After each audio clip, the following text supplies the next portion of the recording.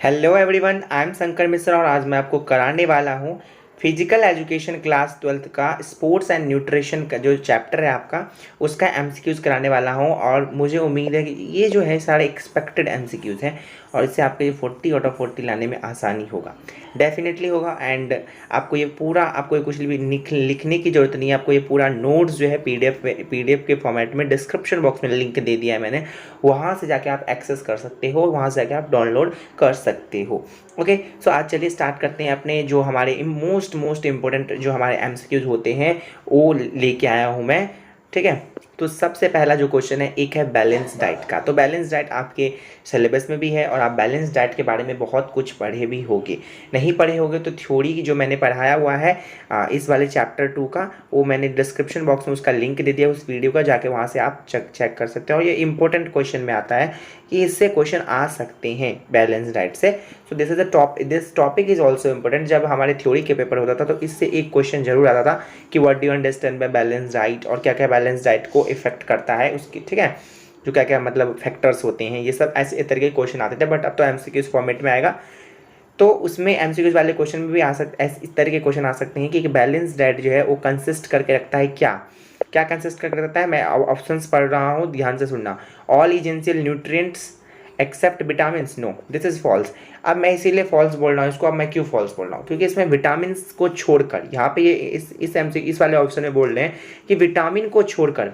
भैया देखो, विटामिन क्या होता है, माइक्रो न्यूट्रिएंट्स में आता है। ठीक है, तो माइक्रो न्यूट्रिएंट्स हमें भी न्यूट्रिएंट्स दो तरीके के होते हैं। ठीक है, तो न्यूट्रिएंट्स तो दो तरीके होते हैं, एक होता है मैक्रो, एक होता है माइक्रो। तो ये माइक्रो में आता है और माइक्रो में हमें थोड़ा सा ही न्यूट्रिएंट्स चाहिए होता है, बट चाहिए तो होता है। इसमें बोल रहा है एक्सेप्ट विटामिन।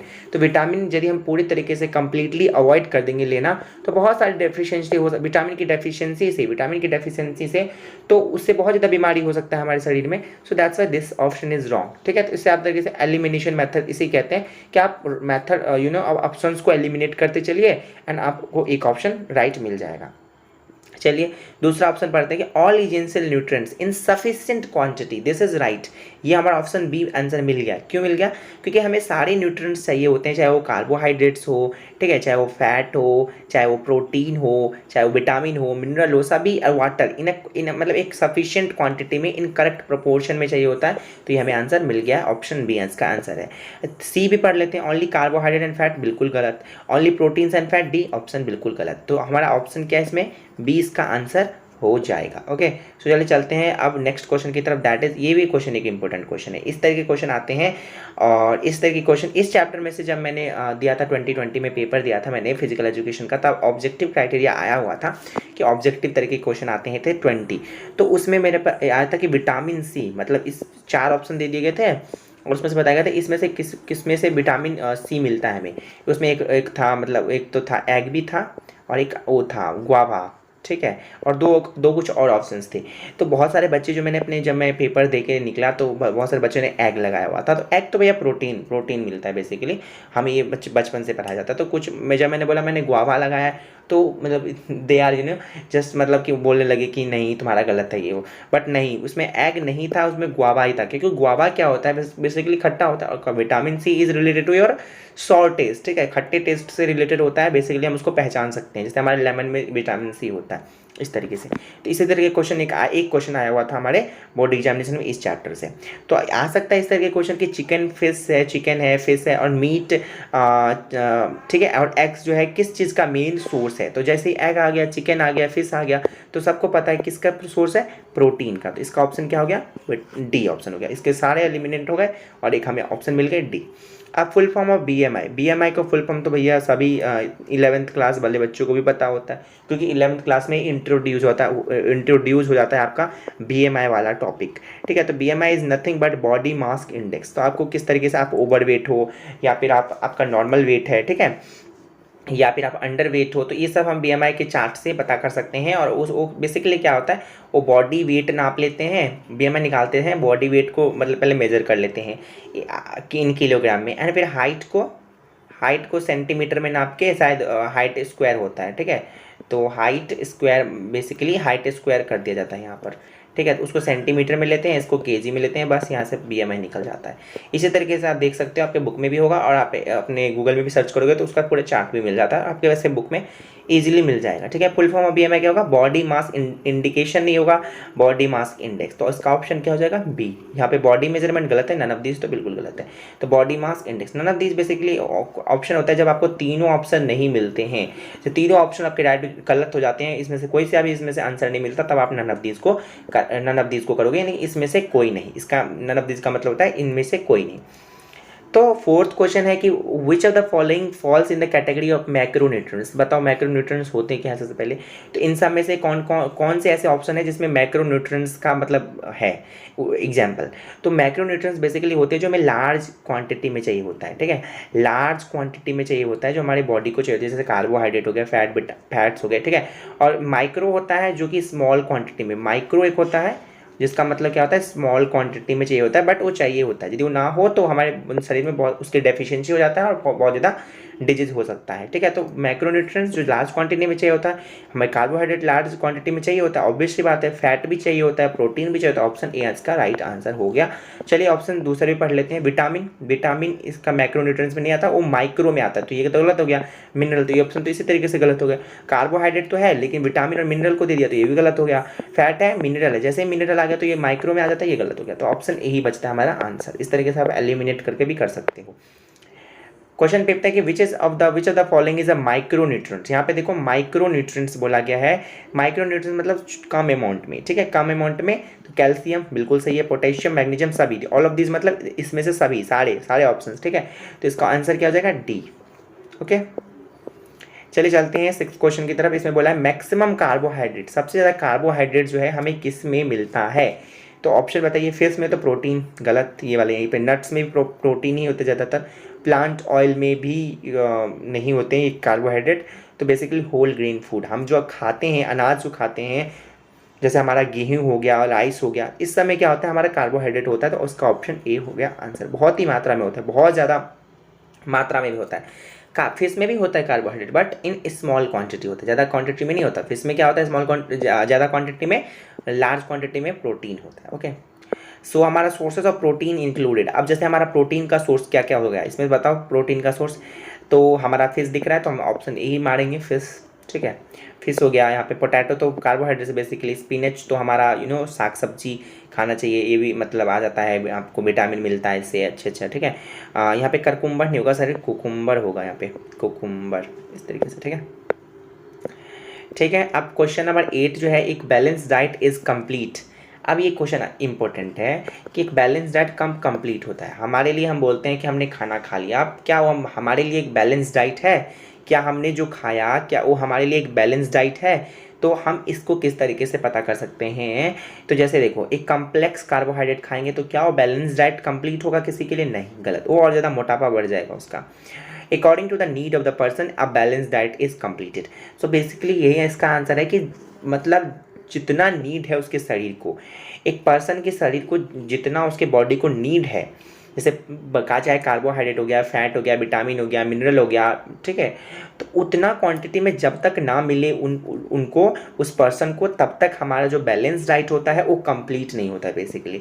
तो हमारा इसका ऑप्शन बी बिल्कुल सही है, इसका आंसर होगा बी, ठीक है। एनिमल फैट रिच बिल्कुल गलत है। 4 to 5 लीटर ऑफ वाटर यहाँ पे वाटर होगा, तो वाटर पियोगे तो उससे भी हमारा क्या होगा बेसिकली, कोई कंप्लीट नहीं होगा मतलब बैलेंस डाइट। हमने पानी पी लिया लेकिन हमने कुछ कार्बोहाइड्रेट या फिर विटामिन मिनरल ये सब लिया ही नहीं अपने अपने खाने में, अपने भोजन में, अपने डाइट में, अपने फूड में, तो वो बेसिकली कंप्लीट नहीं होता है बैलेंस डाइट। इसका ऑप्शन क्या हो जाता है, बी। ओके, अब इसमें 9th क्वेश्चन एक इंपॉर्टेंट है कि इसमें से बताइए कार्बोहाइड्रेट, तो सबसे पहले कार्बोहाइड्रेट वाला होगा, और फैट का कौन सा एग्जाम्पल है, इसमें से कौन से फूड आइटम है जिसमें कार्बोहाइड्रेट है और फैट है। तो ब्रेड एंड बटर बिल्कुल यही सही है। ब्रेड में क्या होता है कार्बोहाइड्रेट और बटर में क्या होता है फैट। अब बटर बोलते हैं ना, बटर में ज़्यादा मत खाओ मोटे हो जाओगे, और ब्रेड में जैसे ब्रेड खाओगे आप, जैसे ब्रेड ऐसे तो रोटी को ही कहते हैं, तो रोटी मत ज़्यादा खाओ, उससे भी आपका क्या होगा कार्बोहाइड्रेट नहीं, आपके मोटापा बढ़ सकता है, ठीक है। तो कार्बोहाइड्रेट बेसिकली बोलते हैं जैसे जिसको कार्बोहाइड्रेट की कमी हो जाती है तो डॉक्टर उसको सलाह देते हैं ब्रेड लीजिए, राइस लीजिए। तो राइस तो हो गया, लेकिन पल्सेस जो होते हैं और बेसिकली प्रोटीन होते हैं, तो ये तो गलत हो जाता है। टोमेटो एंड आलमंड बिल्कुल गलत है। पोटैटो एंड टोमेटो ये भी गलत है। पोटैटो तो यहाँ पे हमारा हो गया कार्बोहाइड्रेट, लेकिन टोमेटो इज़ नॉट, ठीक है। Oxalic acid, tomato is like that. तो हमारा इसका ऑप्शन तो हमारा हो गया बी और इसका ऑप्शन हो गया ए, ठीक। चलिए चलते हैं। क्वेश्चन 10 की तरफ, it is the example of macro mineral. Macro mineral का इसमें से एग्जाम्पल बताइए मुझे। यदि आपने थोड़ा सा सिंसियरली तरीके से, यदि आपने मेरे वीडियोज़ देखे होंगे, यदि आपने मेरे वीडियोज़ देखे होंगे थ्योरी वाले, तो आप ये क्वेश्चन जरूर कर पाओगे। नहीं देखे तो जाके दोनों वीडियो बनाए हुए हैं मैंने, दोनों वीडियो, उसके भी आपको नोट्स के PDF मिल जाएंगे, जाके डिस्क्रिप्शन बॉक्स में लिंक दे दिया है मैंने, जाके पहले वो देख लीजिए, थ्योरी का पोर्शन देख लीजिए, then you will come to this video and you can watch the all the MCQs question and you will easily do that. Okay, because आप कर पाओगे, ईजिली कर पाओगे। तो ये क्वेश्चन मैं आपको होमवर्क दे रहा हूँ कि आपको ये खुद से सर्च करने हैं इन माई वीडियोज़, कि आपको मैक्रो मिनरल का लिस्ट दे दिया होगा, आपको नोट्स से मिल जाएंगे। ठीक है, बहुत ही आसान है, बहुत ही आसान है, आप आसानी से कर सकते हो।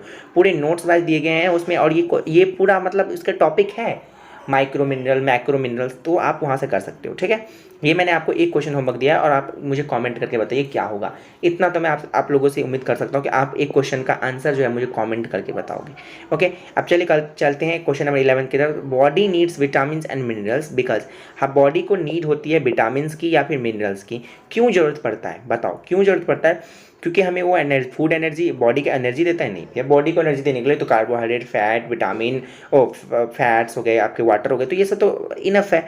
तो अब ये तो क्या होगा, ये तो क्या आपका माइक्रो न्यूट्रिएंट्स में आ जाते हैं। ठीक है, तो कम क्वांटिटी में हमें बॉडी को चाहिए होता है, लेकिन हमें कम क्वांटिटी में ही चाहिए होता है, लेकिन इसीलिए चाहिए होता है क्योंकि हमारे मेटाबॉलिक रिएक्शंस में क्या करता है, ये कैरी करता है, और ये मतलब हमारे शरीर को एक तंदुरुस्त और चुस्त बना के रखता है, चुस्त फुर्ती आती है इससे। ठीक है, तो this is option B answer होगा इसका।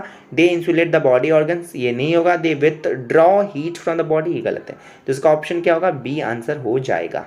ओके, चलिए चलते हैं क्वेश्चन 12 की तरफ। ये इसीलिए मैंने ये किया क्योंकि ये इंपॉर्टेंट क्वेश्चन में है, इसीलिए इसको मैंने हाईलाइट किए हैं क्वेश्चन को, इस दो क्वेश्चन को, क्योंकि इंपॉर्टेंट है। तो substance needed by the body for the growth, energy and maintenance is called.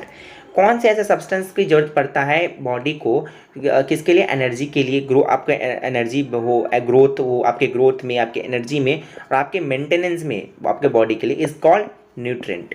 तो ये मैंने आपको थ्योरी में भी करवाए हैं, तो आप जाके वहाँ से भी चेक कर सकते हो। इसका ऑप्शन आंसर होगा ए। ठीक, in which category BMI comes in 30 BMI। अब जैसे मैंने बोला BMI का क्वेश्चन एक इंपॉर्टेंट क्वेश्चन होता है, तो इसका ओबेसिटी 1 होगा, आंसर ए होगा। अब आप जाके मेरे नोट्स भी देख सकते हो। अब मैं यहाँ पे बता भी देता हूँ, जो मैं यहाँ पे रफ बता रहा हूँ, रफ आइडिया बता रहा हूँ यहाँ पर, मैं इस तरीके से ज़्यादा नहीं बता रहा हूँ क्योंकि पॉइंट में भी होते हैं बेसिकली।